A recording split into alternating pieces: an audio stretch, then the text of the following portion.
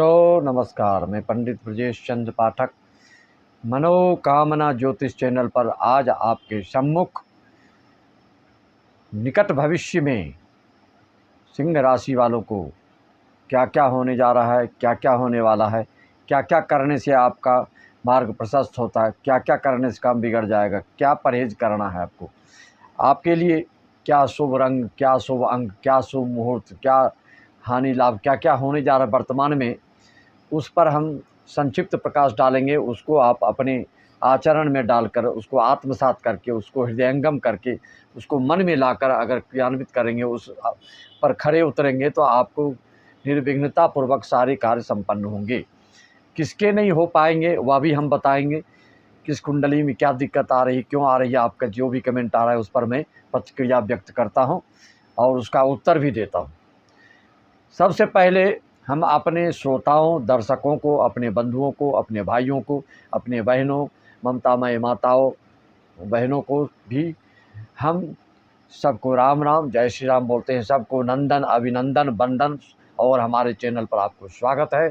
और हमारे जो वर्षों से जो हमारे यजमान हैं, जो ऑनलाइन पूजा कराते हैं, कोई भी दिक्कत होती है तो हमसे समाधान पाते हैं, उनके लिए हमारा शुभाशीर्वाद और भगवान से, आपके अपने अपने इष्ट देव से मैं उनसे प्रार्थना करता हूं कि सारी मनोकामनाएं आपकी शीघ्रातिशीघ्र पूर्ण हो। जो जिस काम के लिए, कोई नौकरी के लिए अप्लाई किए हैं तो आपके ज्वाइनिंग लेटर आ जाए, कोई रोज़गार उद्योग धंधा के लिए लोन के लिए अप्लाई किए हैं तो आपका लोन पास हो जाए, कोई विद्यार्थी के लिए, अपने बच्चों के लिए पढ़ाई लिखाई के लिए कुछ व्यवस्था कर रहे हैं, कुछ विदेश भेजना चाह रहे हैं तो वो आपका काम बन जाए, कोई इम्पोर्ट एक्सपोर्ट से संबंधित कुछ करना चाह रहे हैं, आपके बच्चे किस क्षेत्र में जाना चाहते हैं। कभी कभी अभिभावक, गार्जियन जो होते हैं वो बच्चों को कई साल बर्बाद कर देते हैं, तो उसके लिए आपको अपनी कुंडली का विश्लेषण ज्योतिष से पहले से करा लेना चाहिए, ना कि 1-2 साल बाद करके करना चाहिए।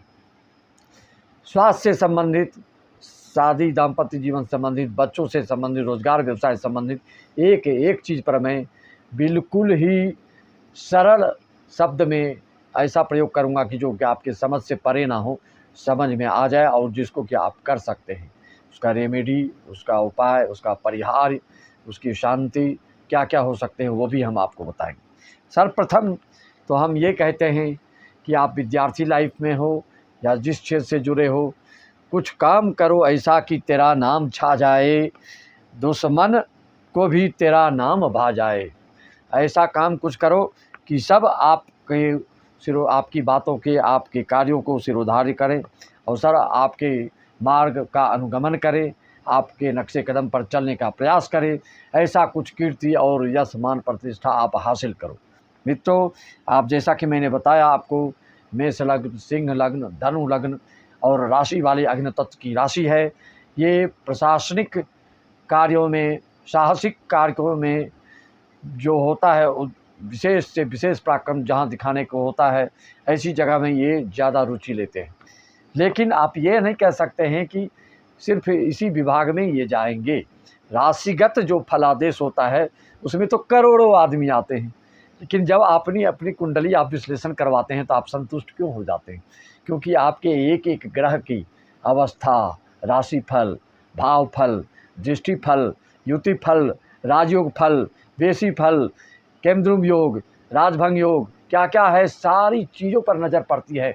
तो जिससे कि मैं बिल्कुल स्पष्ट रूप से आपको बता देता हूँ कि आपके पूर्वज का कोई दोष है तो भी पता चल जाता है, आपके वर्तमान का कोई दोष है तो भी पता चल जाता है, आपके वंशानुगत कोई बीमारी है वो भी पता चल जाता है, आपकी मन की विचारधारा क्या चल रही है वो भी पता चल जाता है। जन्म कुंडली वही है जिसको कि नख से सिर तक, सिर से नख तक पूरी बात को स्पष्ट करके रख दे। जो सही जोशी होगा तो आप अगर अपनी डेट ऑफ बर्थ और बर्थ प्लेस, बर्थ टाइम भेजते हो तो वो सारी चीज़ बताने में सक्षम होते हैं।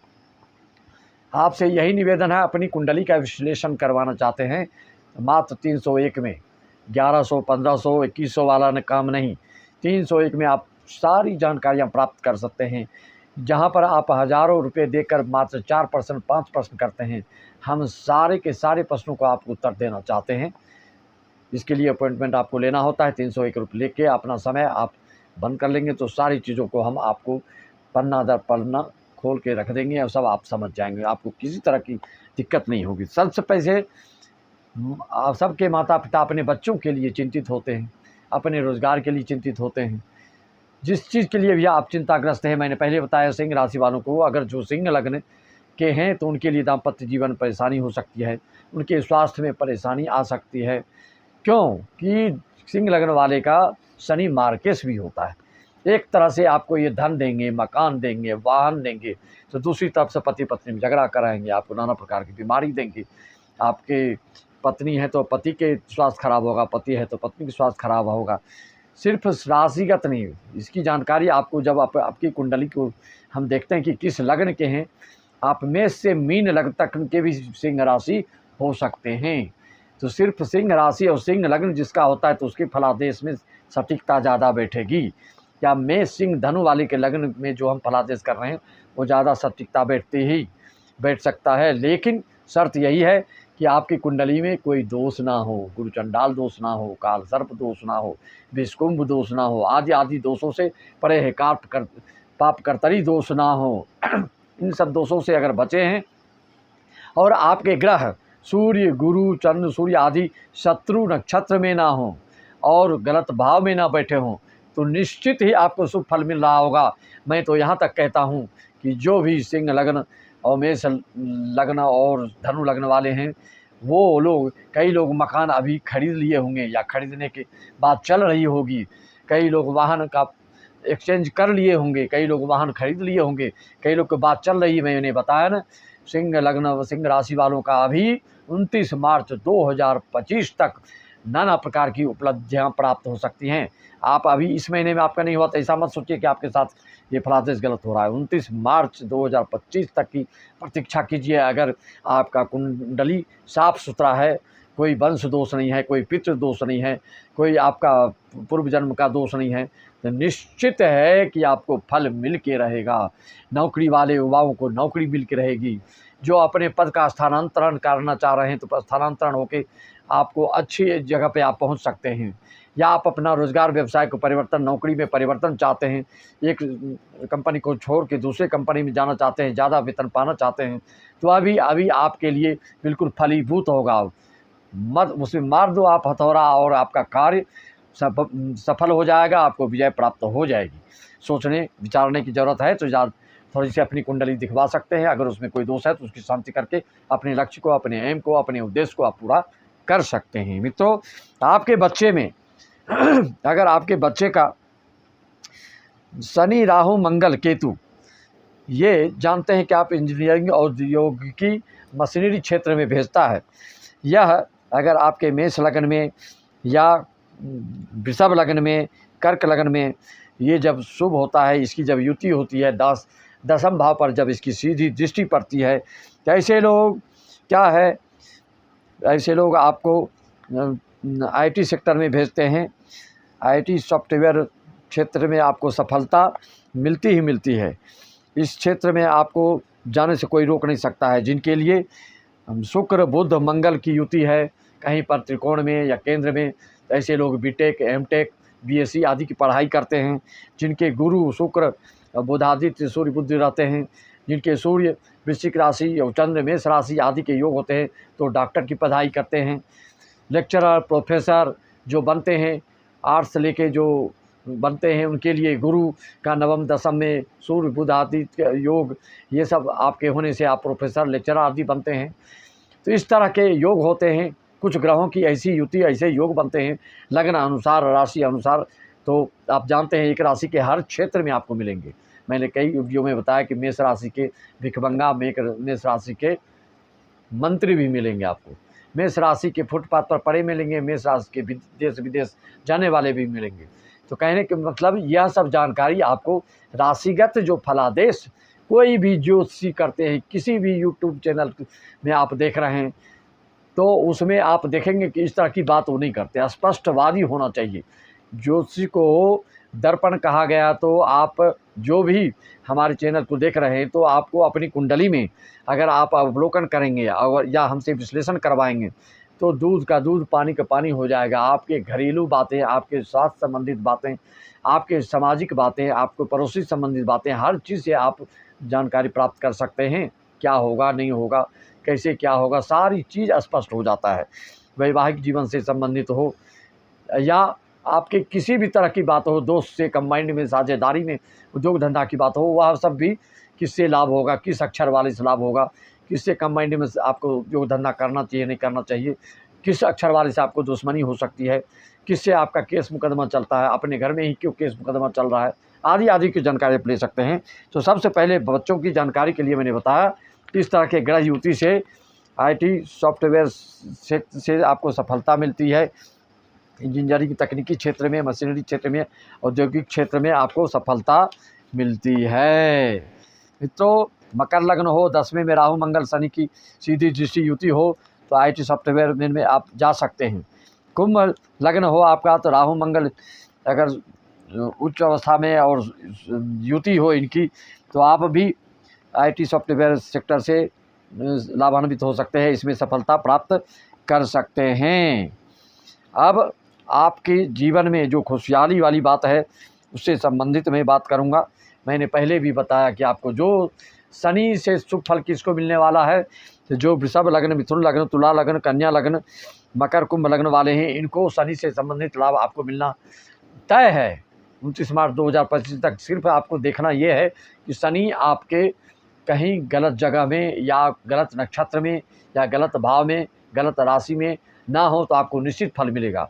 अगर गलत भाव, गलत राशि, गलत नक्षत्र में है तो उसके परिहार, उसके उपाय, किसी तरह के आप स्टेप उठाना चाह रहे हैं, घर, मकान, दुकान आदि आदि से, या खदान से संबंधित, या A grade, B grade, C grade ठेकेदारी के लिए अप्लाई किया आपने, उसमें कोई दिक्कत हो रही है, फॉरेस्ट विभाग से संबंधित कोई कार्य में आप कार्यरत हैं, किसी पद पर पदस्थ हैं, उच्चाधिकारी हैं, तो किसके लिए शुभ अशुभ चल रहा है वो आपकी कुंडली देखने से ही स्पष्ट होता है, राशिगत जानकारी से पता नहीं चल सकता है। तो मैं अब बताने जा रहा हूँ आपको कि कौन घर ले सकता है। शनि आपकी किस अवस्था में है तो आपको शुभ फल देंगे, और किस अवस्था में है तो गलत फल देंगे। मित्रों, आपको जैसे कि मैंने बताया कि प्रथम भाव में जैसे चीनी रहता है, ये शक्कर शनि है अगर प्रथम भाव में तो आपको चीनी दूध मिला के बरगद के जड़ में डालना चाहिए और उसका टीका सिर में लगाएंगे तो आपके लिए शनि का दोष जाता रहता है और शुभ फल मिलने लगता है। जिस तरह के भी हो दिक्कत उस आपको वो मार्ग प्रशस्त होने लगता है। अगर द्वितीय भाव में अगर आपका शनि है तो आप दूध दही का तिलक करिए और सांप की सेवा करिए। जैसे चिड़ियाघर में जाके सांप के लिए कुछ दूध दे कर आ सकते हैं, उससे भी आपको लाभ होगा। तृतीय भाव का आपको काला कौवा, नींबू, केला का मंदिर में दान करने से शुभ फल मिलता है। चतुर्थ भाव में अगर आपका शनि है तो ऐसे जातक को माता पिता को रहते अगर आप घर बनाएंगे तो आपके घर में माता पिता का पदार्पण नहीं हो पाता है, वो आपके घर में आ नहीं पाते हैं, चाहे जो भी कारण हो। शनि अगर आपके चतुर्थ भाव में है तो आपके बनाए घर में माता पिता का आगमन नहीं हो पाएगा। इसलिए चतुर्थ भाव के जिनके शनि हैं तो माता पिता के नहीं रहने पर अगर घर आप बनाते हैं तो अच्छा होता, अन्यथा माता पिता का कोप का भाजन आपको होना पड़ सकता है। हो सकता है आप घर जो बना रहे हैं माता पिता के विपरीत विचारधारा के होके बना रहे हैं, आप माता पिता को दुख तकलीफ में छोड़ के बना रहे हैं, किसी तरह की बात हो सकती है। ये मैं उदाहरण के तौर पे बोल रहा हूँ, जिसके की कारण माता पिता आपको श्राप दे सकते हैं। तो ऐसी चीज़ों से बचिए। माता पिता ना हो, चतुर्भाव वाले शनि, तो आप घर बनाएंगे तो कोई दिक्कत नहीं आएगी। मित्रों, पंचम भाव में जिसका शनि होता है तो ज़्यादा किसी से मतलब रखने वाला नहीं होता है, उसके दांत में कोई न कोई परेशानी आती है, मसूड़े से खून निकलना आदि उदी होते रहता है। ऐसे जातक को घर अगर 48 साल के अगर आप पहले बनाते हैं तो आपको बहुत सारी दिक्कतों का सामना करना पड़ता है। 48 साल के बाद अगर आप घर बनाते हैं, मकान खरीदते हैं, दुकान लेते हैं तो आपको किसी प्रकार की दिक्कत नहीं होती है। चौथे भाव का ये फल है मित्रों। और इस पाँचवें भाव का छठवें भाव में अगर आपके शनि बैठे हैं तो आप जानते हैं शनि जनित कार्यकलाप में आपको बहुत लाभ होता है। लोहे से संबंधित, खदान से संबंधित, रियल एस्टेट से संबंधित आप अच्छे बिल्डर्स हो सकते हैं, आप एक रेट के ठेकेदार हो सकते हैं सरकारी, कोई भी बड़े ठेका ले सकते हैं, और उसके लिए आपको इससे संबंधित काम करने से आपको ज़्यादा फल मिलता है। और अगर सप्तम भाव में आपके हैं शनि, तो दाम्पत्य जीवन में दिक्कत होती है, और ऐसे लोग भी शनिकृत कारोबार से लाभान्वित होते हैं, और ऐसे लोगों को रोज़गार में बाधा हो, और किसी भी रियल एस्टेट से संबंधित कारोबार हो, कंस्ट्रक्शन से संबंधित हो, किसी भी खदान से संबंधित हो, या देश विदेश से इम्पोर्ट एक्सपोर्ट लोहा संबंधित कुछ कर रहे हैं, तो उसके लिए दिक्कत हो तो आपको बांसुरी में चीनी भर के कहीं भी सुनसान जगह में गाड़ देना चाहिए। इस तरह से करने से आपको अच्छा सुख मिलता है, पत्नी से भी बैर ईर्ष्या द्वेष दूर हो जाता है। तो ऐसे अगर 8वें घर में हो, 8वें घर में अगर आपका शनि बैठा हो, तो आपको हमेशा चांदी का टुकड़ा हल्दी के पाउडर में लपेट के साथ में रखने से दोष दूर होता है। 8वें घर का जिसका शनि होता है, खबरदार आप घर बनाने को ना सोचें। ये सावधानी के लिए मैं आपको बोल रहा हूँ कि ऐसा करते हैं तो आप देखेंगे, मैंने बहुतों को देख लिया, अनुभव किया, आप देख ही रहे हैं, हमारा एज कितना हो गया, पूरे जीवन भर यही करते करते आ रहे हैं।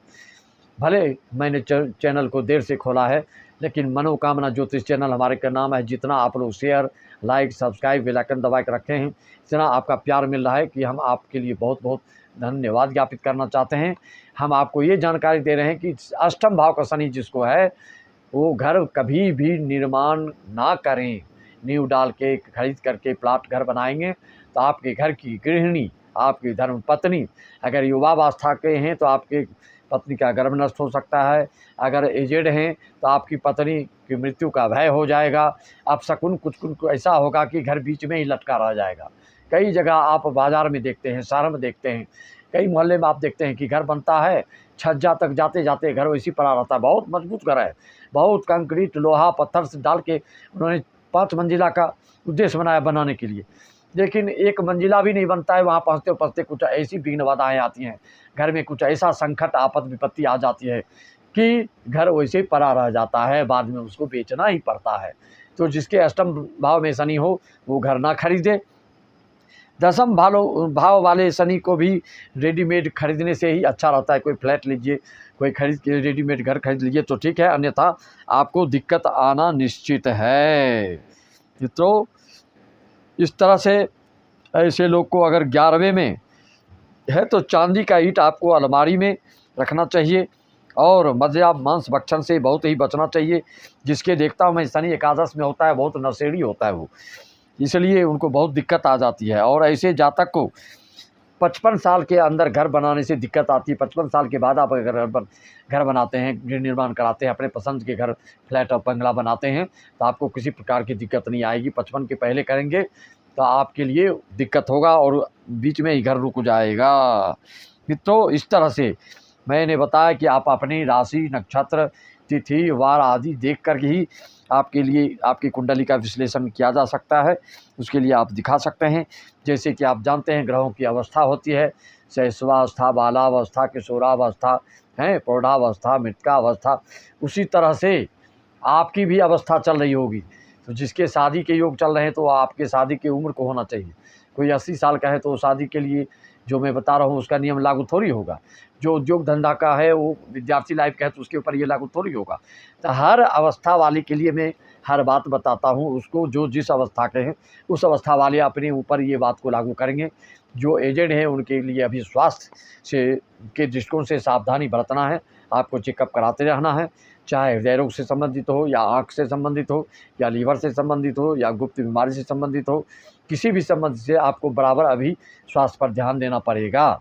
मकान दुकान सब खरीदिए, जो भी दिक्कत उसके लिए कोई दिक्कत, लेकिन हेल्थ पर भी आप अवश्य ध्यान दीजिए जो बिल्कुल एजेड हैं मित्रों। तो इस तरह से मैंने आपको बताया कि किस लग्न, किस राशि वालों के लिए क्या क्या शुभ फल मिलने वाला है। इस तरह से आपको किसी प्रकार की दिक्कत होती है आप संपर्क कर सकते हैं। ऑनलाइन अनुष्ठान आदि भी हम करवाते हैं। हर सलाह के उपाय, परिहार और ऑनलाइन पूजा पाठ कराते हैं। कोई बड़ा कार्यक्रम आप करते हैं, भागवत कराना चाहते हैं, बड़े स्तर पर आपका गृह प्रवेश का कार्यक्रम करना हो, शिव पुराण करना हो, अखंड रामायण करना हो, आदि कोई कथा आदि करवाना चाहते हैं तो उसके लिए भी आप संपर्क साध सकते हैं। और जिसको हमारा वीडियो चाहिए आप अगर मैसेज करेंगे तो हम आपको भेज देंगे, आप उसको देखकर पसंद कर सकते हैं। हमारी मंडली के द्वारा सारे कार्यक्रम संपन्न से सबको राम राम, जय श्री राम, ओम नमः शिवाय, सत श्री अकाल।